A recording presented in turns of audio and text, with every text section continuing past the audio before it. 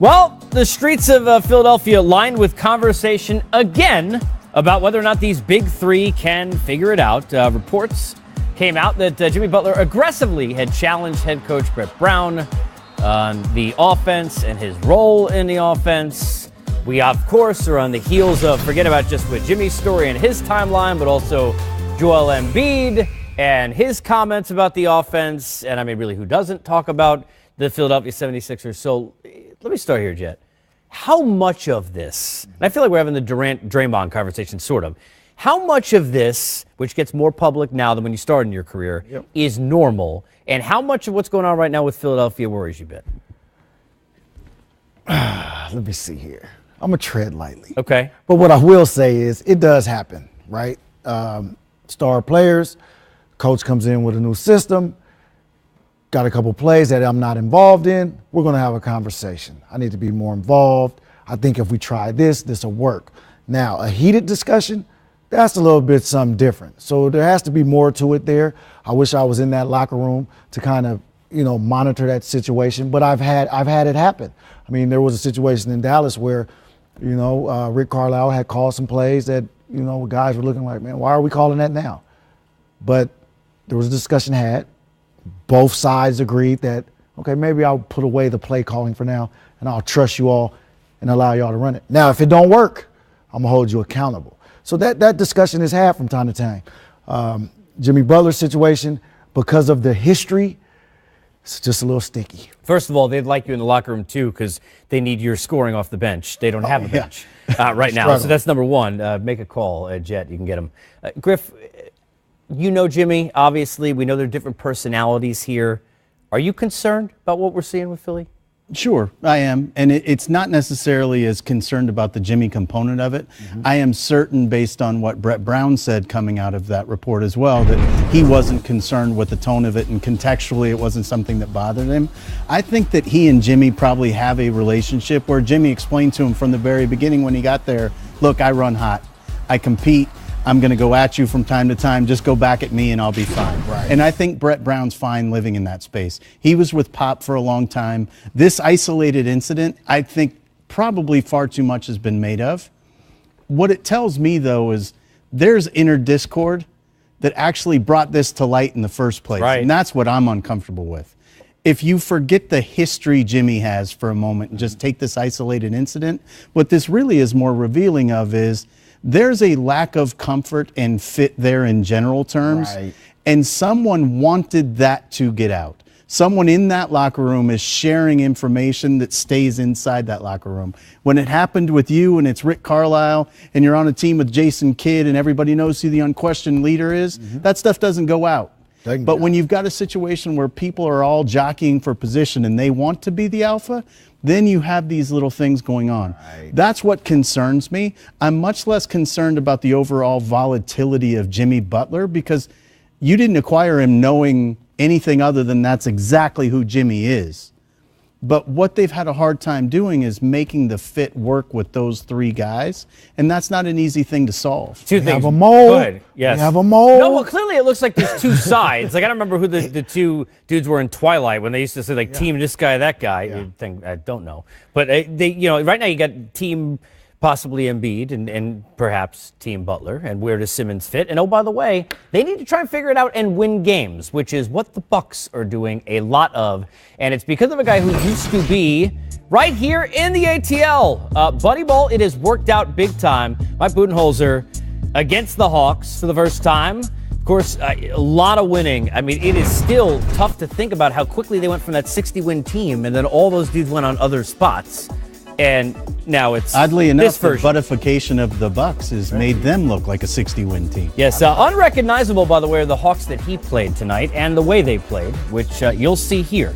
29-point difference, Jet, for the Bucks in the first quarter, highest in the NBA in any game this season. And you will live and die with Giannis shooting perimeter jump shots right now, but the way he's going and the confidence that he has and that the team has in him, he's going to make those shots more than he's going to miss. And he's a tireless worker.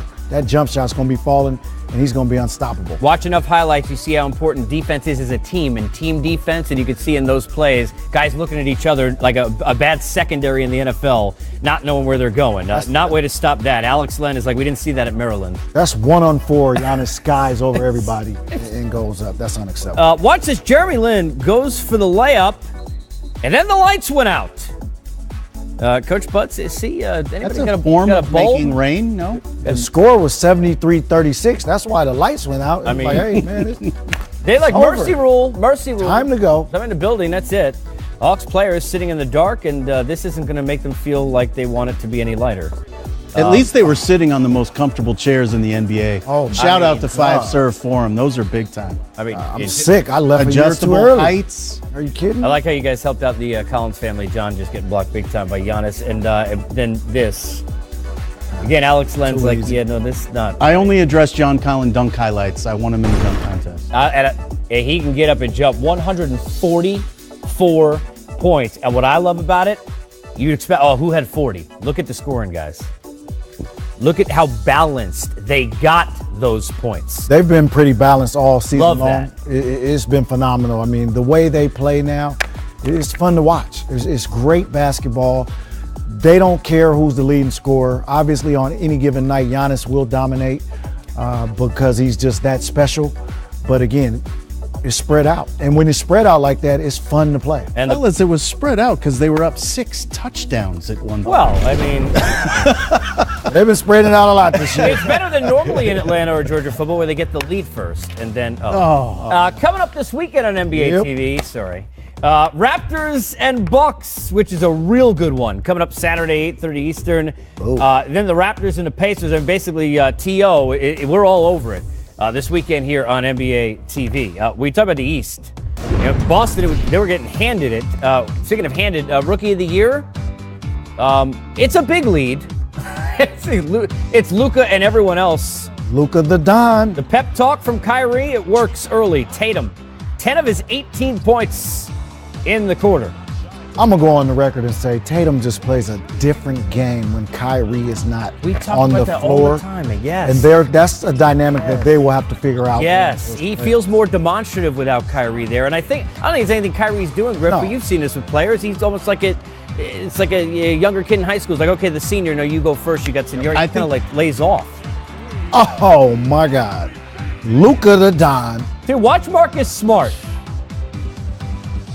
I just love the fact that when Rick Carlisle put the ball in this young man's hands, the team took off and started winning games. It's a really meaningful thing. They're not making this about making Luka look good. Right. Luka's making them look good. Yeah, they're not force feeding it. He's definitely doing a darn good job. Gordon Hayward coming off his best game as a Celtic, played well. Lay in there, then finds Jaylen Brown. He had 21. All right, go ahead, wax poetic, Jet. Here we go. We got There dirt. he is, Something in the game gets a standing ovation. as he should. Every arena he goes into, he should get a standing O. And now looking for buckets. Nope. Oh, Nope. okay. Let's try this one. And nope. Okay, cool. Okay, third time's the charm. They say 3 times. Shooter, shoot. Nope. No points. 0 for 10. That's not 0 right. for 8 We threes. shouldn't By the way, have done that's that. terrible. We shouldn't have done that. So That ain't right. It happens. So interestingly, I think Jaylen Brown is really the one that benefits the most from the absence of Kyrie. I think what happened there really is you got 2 young kids in Brown and Tatum who never knew what it was to play any role other than what they were doing last year. Then you reintroduce the ball dominance of both Kyrie and Gordon Hayward. It's natural it's going to take them a while to find their role, and it's easier when there's one less mouth to feed. We call that a segue. Here's Jaylen Brown after the win. Just be aggressive, keep playing my game. Don't doubt. Just keep executing the game plan and everything will fall in place. Kyrie out today, obviously. What is it about this team that you guys rally when someone is down? We got some talent on this team, despite the losses that we had early in the year and everything that everybody's saying. We got some talent, so when one guy goes down, it's an opportunity for the next guy to step up. You mentioned that the ebb and the flow of the season thus far. What do you guys need to do to sustain that success you guys expect? Just keep finding a consistent rhythm with each other and keep playing the game the right way, executing the game plan, and just do your job. We'll be fine. All right, we stay in the East. nobody seems to ever talk enough about the Pacers, and they keep playing really good basketball. Victor Oladipo with some big shots, helping to continue doing that. Jared Allen, look out below. The Nets